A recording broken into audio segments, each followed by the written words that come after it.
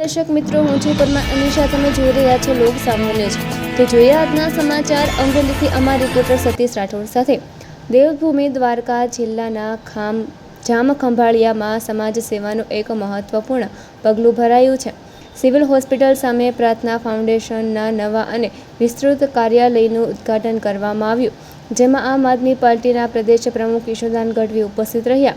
આ પ્રસંગે ગરીબ અને મધ્યમ વર્ગના દર્દીઓને લોહી, વ્હીલચેર, બેડ, તબીબી સાધનો તેમજ ખંભાળિયાથી જામનગર અને અમદાવાદ સુધી સારવાર માટે જરૂરી સહયોગ પૂરું પાડવાની જાહેરાત કરવામાં આવી.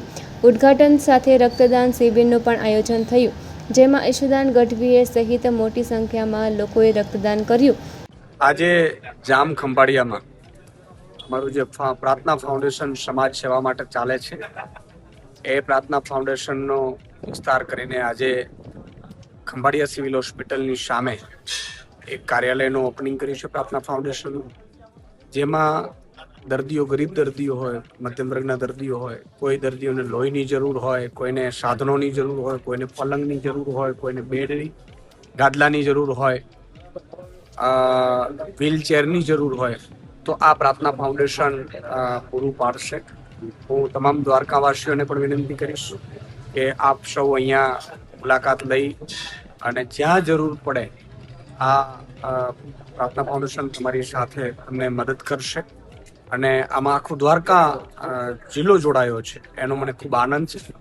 આજે ખંભાળિયામાંથી વિવિધ સમાજના આગેવાનો છે, ભુવાતાઓ છે, સંતો મહંતો છે, એમણે પણ આ કાર્યમાં બિરદાવી અને આ કાર્યમાં સહયોગ આપ્યો છે. હું એ સૌનો પણ આભાર માનું છું. અને ડૉક્ટરની એપોઇન્ટમેન્ટથી માંડીને ડૉક્ટરને ભલામણો સુધીની જવાબદારી હશે, ન માત્ર ખંભાળિયામાં પરંતુ જામનગર કે અમદાવાદ સુધીની પણ જો કામગીરી હશે તો પણ અહીંયા પ્રાર્થના ફાઉન્ડેશનથી એને મદદ કરવામાં આવશે.